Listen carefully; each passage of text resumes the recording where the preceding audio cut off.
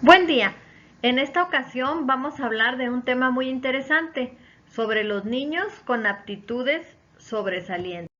De acuerdo con la SEP, los niños con aptitudes sobresalientes son aquellos que destacan al interior de su grupo social y educativo en uno o varios campos, por ejemplo el científico, humanista, artístico, deportivo o motriz. Estos niños requieren para su atención de un ambiente facilitador que les permita desarrollar todo su potencial con el beneficio que esto trae para ellos, para sus familias y para la sociedad en su conjunto. Para iniciar esta presentación quiero darles algunos datos relevantes que obtuve del CEDAT, que es el Centro de Atención para los Niños con Talento, es el único que existe aquí en México, en nuestro país. Y de acuerdo al CEDAT, dice que el término utilizado por la Organización Mundial de la Salud para estos niños es sobredotación y se aplica a niños que tienen un coeficiente intelectual arriba de 130 puntos, siendo el promedio de 100. También dice que el 3% de la población mundial tiene una inteligencia superior. Según los cálculos del CEDAT, en México debe haber aproximadamente 1 millón de niños con aptitudes sobresalientes. Dice también que el 93% de los niños sobredotados son mal diagnosticados con el trastorno por déficit de atención e hiperactividad y que esto genera un manejo inadecuado, ¿verdad?, de la situación y que merma las capacidades del niño. También comenta que el 84% de los niños sobredotados se distraen en clase y que esto muchas veces es considerado como un problema de aprendizaje, cuando en realidad lo que sucede es que los niños se aburren porque ellos aprenden de una forma muy rápida. Otros datos importantes señalan que los niños que tienen una inteligencia superior generalmente sufren bullying debido a que sus intereses y sus habilidades son distintas al promedio de los niños, a la gran mayoría.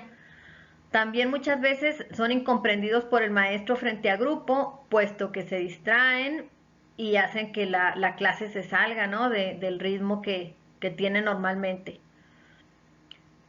También comenta esta información del CEDAT que la inteligencia superior tiene un origen genético, pero para cultivarse requiere de un ambiente adecuado.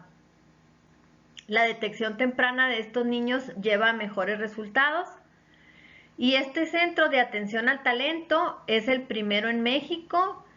El trabajo que realizan ellos es el diagnóstico temprano, la atención académica y la orientación a las familias de estos niños. Y en México existen solamente 3 centros, uno en el Estado de México, otro en la Ciudad de México y otro en Guadalajara.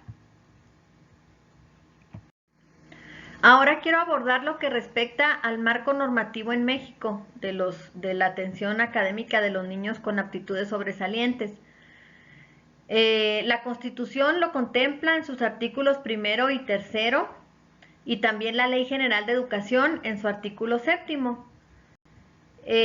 La atención de estos niños está enmarcada por los principios de inclusión y es responsabilidad de las autoridades educativas, los docentes, las familias y los distintos organismos involucrados.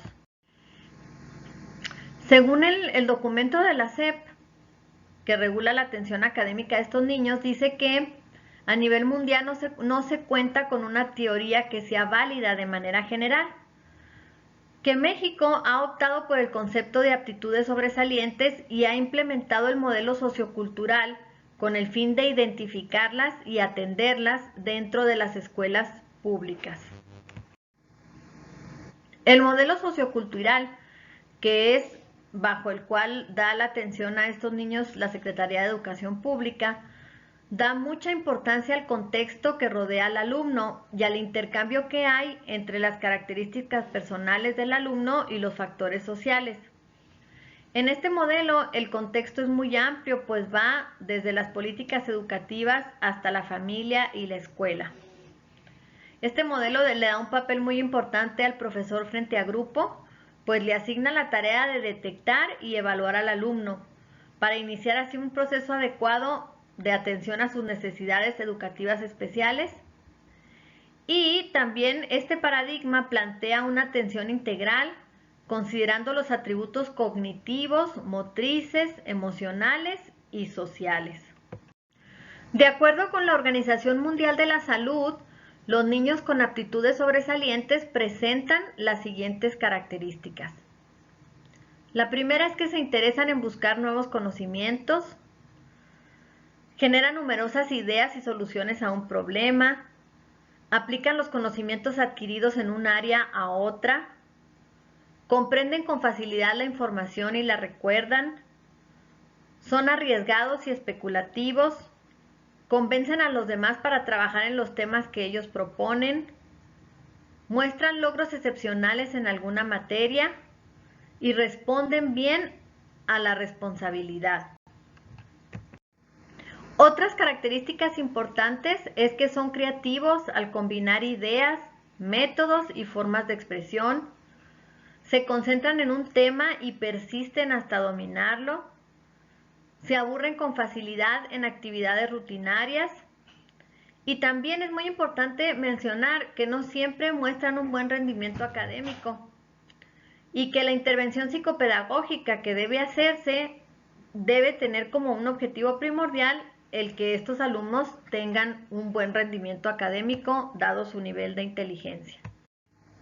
Otro tema importante es el de los niños con talentos específicos. Estos niños presentan ciertas habilidades, conocimientos y destrezas en algunas áreas concretas. Por ejemplo, pueden ser muy buenos para las matemáticas, para el deporte, para las ciencias o para tocar algún instrumento musical. Y es importante distinguir a estos alumnos de los niños con aptitudes sobresalientes, pues hay que aplicar distintas estrategias didácticas, ¿verdad?, para lograr su mejor desarrollo. La SEP tiene sus lineamientos para identificar de manera inicial a los niños con aptitudes sobresalientes. El primer paso es, en esta intervención psicopedagógica, es detectar las características propias del alumno, ¿verdad?, de su personalidad y del entorno en el que se desarrolla, tarea que se le asigna principalmente pues al maestro frente a grupo. Dice que este primer paso es un proceso sistemático, integral, que se utilizan técnicas e instrumentos de evaluación formales e informales. Alguna informal pues puede ser la observación, ¿verdad?, que requiere la participación de los directivos, los maestros frente a grupos, si hay algún maestro de educación especial que apoya a la escuela, los compañeros de clase y también la familia. El proceso de identificación inicial se divide en dos partes. La primera es la detección inicial y el objetivo es identificar si el alumno tiene aptitudes sobresalientes y en qué áreas se manifiestan. También pretende conocer las características del contexto que pueden representar una barrera para el aprendizaje. También pretende determinar si es necesario realizar una evaluación psicopedagógica y dice que este procedimiento es responsabilidad del maestro frente a grupo, pero que puede solicitar ayuda de otros maestros dentro de la escuela.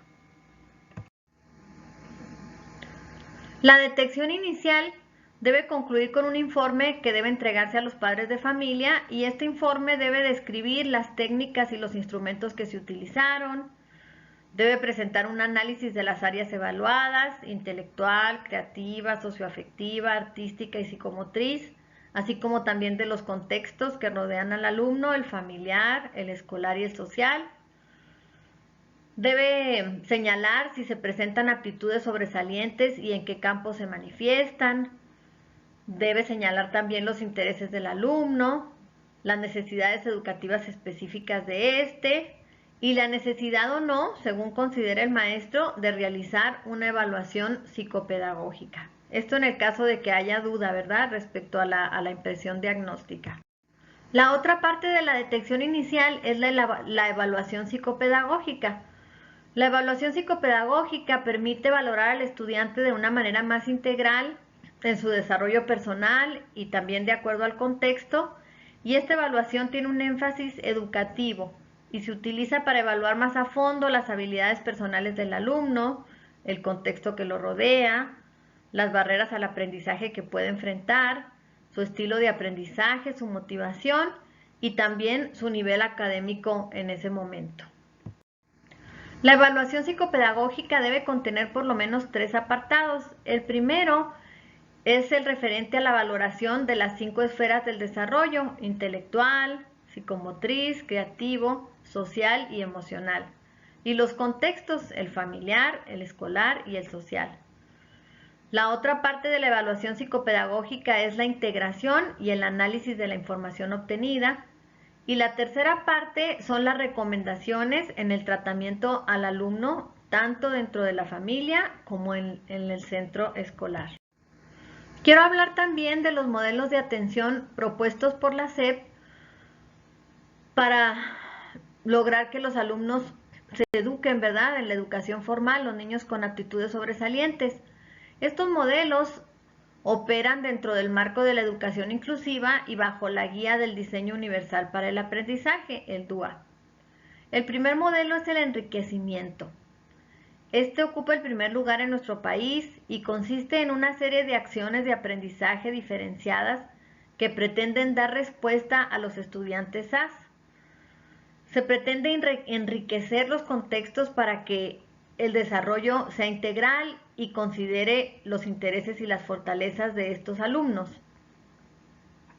Este modelo de enriquecimiento requiere la participación de los docentes, de la familia, y tiene la ventaja de que el niño puede educarse con sus pares.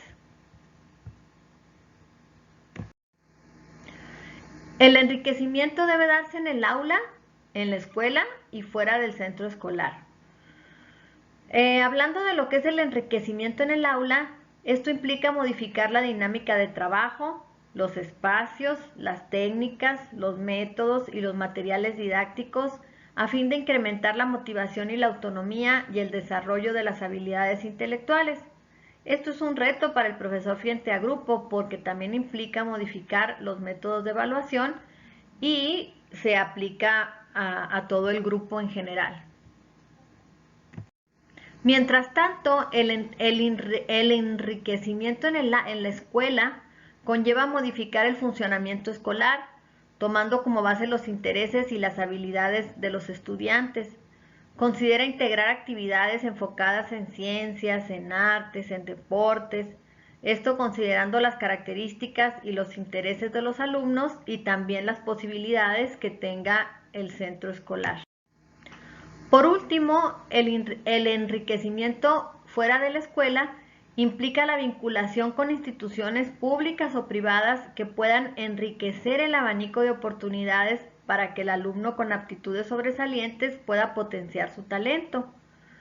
En estas actividades puede ser, por ejemplo, clases de robótica, idiomas, deportes, y aquí el papel de la familia es clave, pues son los que pueden dar continuidad a estas actividades para el alumno. Otro modelo que se utiliza en nuestro país es la aceleración. No es el más importante es el enriquecimiento, pero en el de la aceleración, este le permite a los estudiantes con aptitudes sobresalientes moverse en el currículo escolar a su propio ritmo. Esto implica, pues, estudiar con compañeros de distintas edades o bien en la modalidad abierta. Este es el caso, por ejemplo, de un niño que en lugar de cursar la primaria en 6 años, pues a lo mejor lo hace en 2, ¿verdad? Aquí la SEP le da una responsabilidad fuerte al profesor frente a grupo, pues es quien deberá evaluar los conocimientos académicos del alumno a fin de determinar si procede o no la aceleración. En esta presentación me parece importante también tocar el tema de la doble excepcionalidad. Este concepto se refiere a la presencia de un alto potencial cognitivo y al mismo tiempo una discapacidad en una misma persona. Tal es el caso del astrofísico británico Stephen Hawking, ¿verdad? Que él pues era un hombre muy inteligente, con una inteligencia superior, pero también con una discapacidad motriz. En nuestro país, respecto a la doble excepcionalidad, además de tomar en cuenta la discapacidad, que puede ser auditiva, visual, motriz. También toma en cuenta, por ejemplo, el género, la etnia, una situación de pobreza extrema, entre otras. Y aquí el sistema educativo señala que debe darse prioridad a la identificación y la atención del alumnado que presente este tema de la doble excepcionalidad.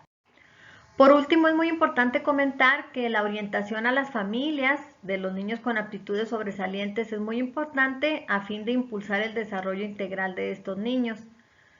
Es necesario, según lo marca la SEP, que la familia conozca el programa de atención educativa que se lleva para que pueda colaborar de una manera activa y considere también actividades extraescolares para impulsar el desarrollo de sus hijos. También debe haber una buena comunicación entre el docente y los padres de familia con el fin de sumar esfuerzos. La escuela y la familia deben desarrollar y poner en prácticas proyectos que fomenten la creatividad y la autonomía del alumno. Y también es importante hacer una valoración conjunta, ¿verdad? Para detectar qué necesidades hay en el alumno y también cuáles han sido los... Por último, quiero presentar el video de Andrew Almazán, joven de 26 años sobredotado, que es el fundador del CEDAT. Gracias. La búsqueda del talento y del